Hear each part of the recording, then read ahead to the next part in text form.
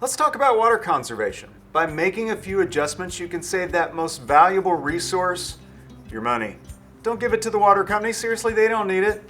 I'm Dwayne Smith, your Sprinkler Warehouse Product Specialist. Let's save water.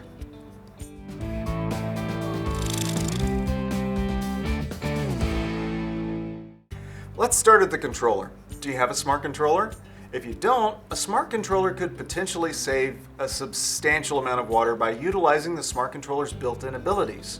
Smart controllers can regulate how much water on a given day by monitoring weather conditions in your area.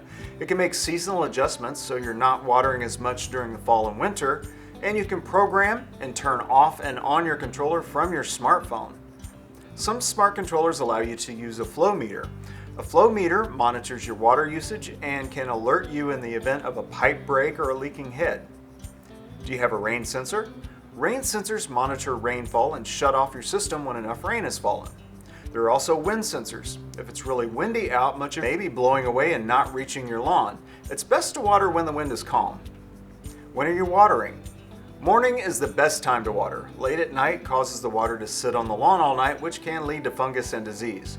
During the heat of the day, much of the water can evaporate, so stick with mornings. How often do you water? It's usually best to not water daily because you want to encourage deep grass and plant roots. That makes for a healthier lawn and plants. How much time do each of your zones water? Your system will be divided into zones, and not all zones will need equal watering time. You should adjust zones according to the needs of the plants in each zone. For more information about watering, check out our video, Watering Basics. Next, do a walk around of your property during a watering cycle. Are you watering the sidewalk? It's not going to grow, so adjust those sprinkler heads to avoid the overspray. All of that precious water should be going on the plants and not on the cement, the fence, or any other structures. Are all of your heads working properly? Replace any broken or leaking heads. If a head isn't spraying, you may need to replace a nozzle or possibly the entire head. We have many videos on sprinkler repair, so you may want to check those out. Keep an eye out for wet, mushy places in your yard, which may indicate a broken pipe. You'll want to take care of that immediately. We have several videos on repair fittings to help you sort that out. Is there a lot of water running down the street?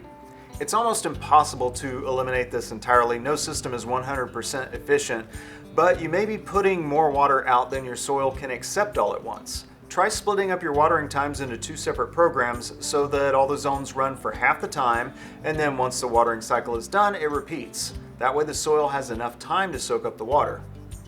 How efficient are your sprinklers? For your spray heads, you may consider replacing those with rotary nozzles. Rotary nozzles are very efficient. The water droplets are larger, which means more water ends up on the lawn and less gets blown away. Rotary nozzles fit on your spray heads and are very easy to change out.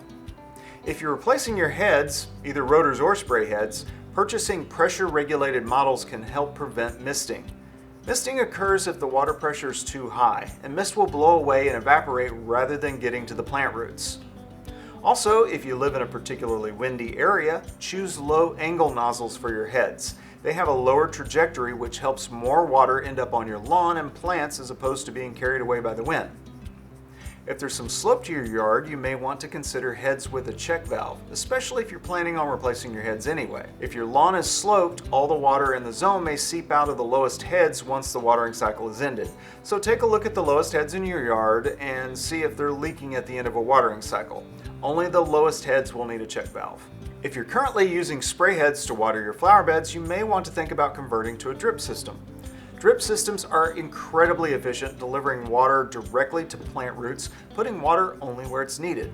A drip system can tie into your sprinkler system, or you can even use a retrofit kit to turn a sprinkler head into the water source for a small drip system.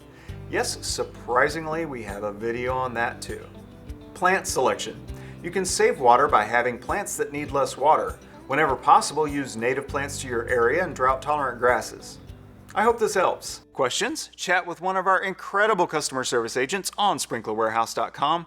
They really do know their stuff, and they'll get you squared away. Get everything you need for that next landscape project from one of the proud members of the Heritage Landscape Supply Group. Your success is our heritage. Sprinkler Warehouse, America's most shopped sprinkler store. Subscribe to our YouTube channel for helpful tips, tutorials, and general sprinkler instruction.